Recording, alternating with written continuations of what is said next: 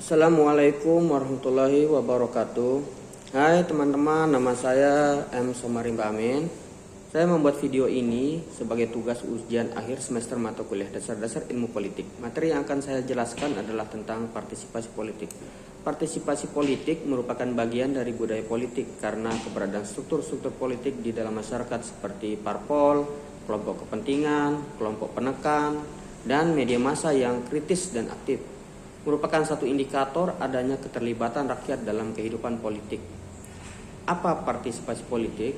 Menurut Samuel P. Huntington dan John Nelson, partisipasi politik adalah kegiatan warga negara yang bertindak sebagai pribadi-pribadi yang dimaksud untuk mempengaruhi pembuatan keputusan oleh pemerintah.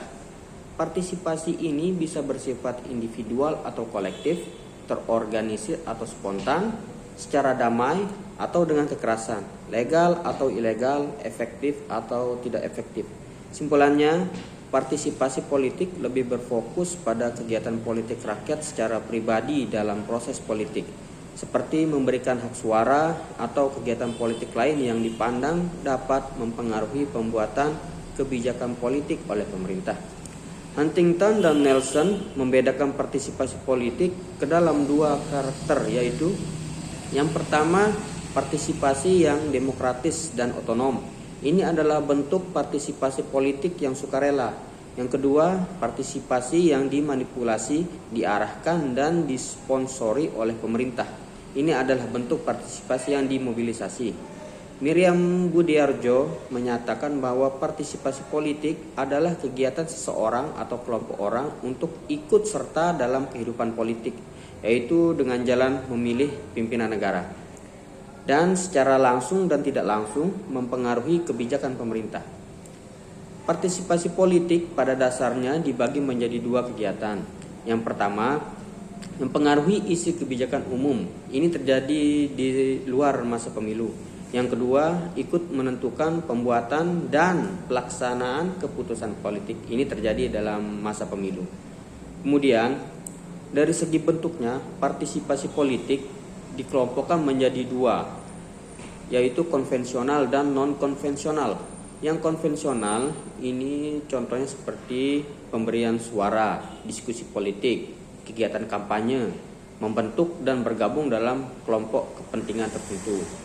Sedangkan yang non-konvensional, contohnya pengajuan petisi, demonstrasi, konfrontasi, mogok, tindak kekerasan politik terhadap harta benda seperti pengerusakan, pembakaran, pemboman, dan lain-lain, atau tindak kekerasan politik terhadap manusia seperti penculikan dan lain-lain, perang gerilya, revolusi.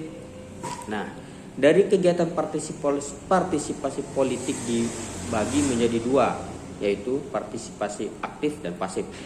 Partisipasi aktif ini berorientasi pada input dan output politik seperti kegiatan mengajukan usul mengenai suatu kebijakan yang berlainan dengan dibuat oleh pemerintah. Kemudian partisipasi pasif ini hanya berorientasi pada proses output seperti kegiatan yang mentaati pemerintah, menerima dan melaksanakan saja setiap keputusan dari pemerintah. Jumlah pelaku partisipasi politik. Yang pertama, partisipasi individual, yaitu dilakukan oleh orang per orang secara individual. Yang kedua, partisipasi politik. Ini adalah kegiatan warga negara secara serentak untuk mempengaruhi penguasa. Contohnya pelaksanaan pemilu. Kemudian faktor-faktor pendukung dari partisipasi politik. Yang pertama itu pendidikan politik. Yang kedua, budaya politik. Ketiga, kesadaran politik. Dan yang terakhir adalah sosialisasi politik. Demikian penjelasan yang bisa saya sampaikan terkait dengan materi tentang partisipasi politik. Untuk itu saya mohon diri apabila ada kata yang salah mohon dimaafkan. Assalamualaikum warahmatullahi wabarakatuh.